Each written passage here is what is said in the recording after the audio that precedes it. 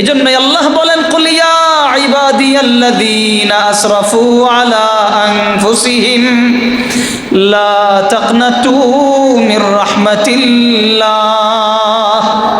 বলেন, হে নবী, আপনি বলে দেন, তোমরা যারা নিজেদের উপর জুলুম করে ফেলেছ, চোখের গুনাহ করেছ, চোখের উপর জুলুম করেছ, হাতের গুনাহ করেছ, হাতের উপর জুলুম করেছ, দিলের গুনাহ করেছ, দিলের উপর জুলুম করেছ, লজ্জাস্থানের গুনাহ করেছ, লজ্জাস্থানের উপর জুলুম করেছ, শরীরের প্রত্যেকটা অঙ্গ প্রত্যঙ্গের উপর যদি তুমি জুলুম করে থাকো, লা তাকনাতু মির রাহমাতিল্লাহ, ও বান্দা, আল্লাহর রহমত থেকে তুমি নিরাশ হয়ো না, আল্লাহর রহমত থেকে নিরাশ হয়ো না, নিরাশ হয়ো না।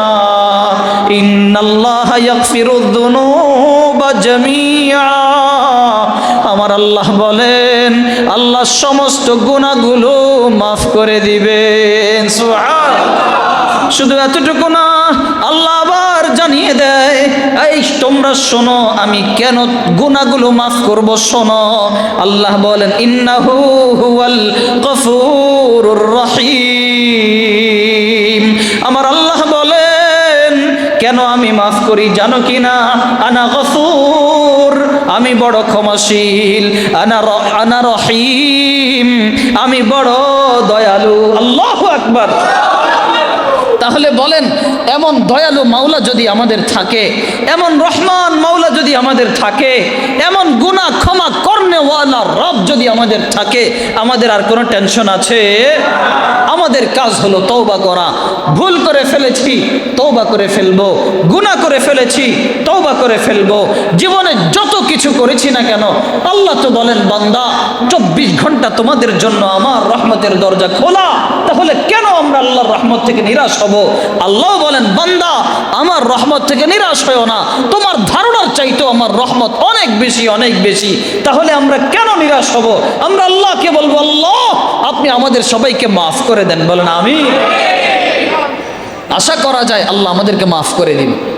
মুমিন কখনো হতাশ হতে পারে না, মুমিন আশা থাকবে, মুমিনের মনে ভালোবাসা থাকবে, আল্লাহর জন্য মহাব্বত থাকবে, আল্লাহর জন্য প্রেম থাকবে। মুমিন খালি আশা রাখবে, গুনাহ হয়ে গেলে সাথে সাথে মুমিন তওবা করে ফেলবে। এটাই তো মুমিনের আলামত। আর আল্লাহ তাআলা দেখেন, আমাকে আপনাকে মাফ করবেন, আল্লাহ তাআলা আমাকে আপনাকে মাফ অবশ্যই করবেন। কেন করবেন জানেন? আরে আমরা যখন আল্লাহকে ডাকতে থাকি, আপনার কাছে কি মনে হয় আমরা এমনিতেই আল্লাহকে ডাকতে পারি? না, এমনিতেই পারি না। আল্লাহ যখন চায় আমার বান্দাকে আমি মাফ করে দিব, তখন আল্লাহ তাআলা আমাকে আপনাকে আল্লাহকে ডাকার তৌফিক দেন। সুবহানাল্লাহ। আল্লাহ চায় আমাকে আপনাকে মাফ করবে, তখন আল্লাহ আমাকে আপনাকে ওই আল্লাহর নামটা মুখের মধ্যে নেওয়ার তৌফিক দেন, আল্লাহকে ডাকার তৌফিক দেন। ওই তৌফিকের মাধ্যমে আমরা আল্লাহকে ডাকতে পারি, ওই তৌফিকের মাধ্যমে আল্লাহ রাব্বুল আলামিনকে ডাকার সুযোগ পাই। আর যেই না আমরা আল্লাহকে ডাকি, আমার আল্লাহ খুশি হয়ে যান, আল্লাহ আমাদেরকে মাফ করে দেন। সুবহানাল্লাহ। আল্লাহ রাব্বুল আলামিন কি বলেন দেখেন, ইন্না রাব্বাকা লাযু মাগফিরাতিন লিন্নাস আলা যুলমিহিম।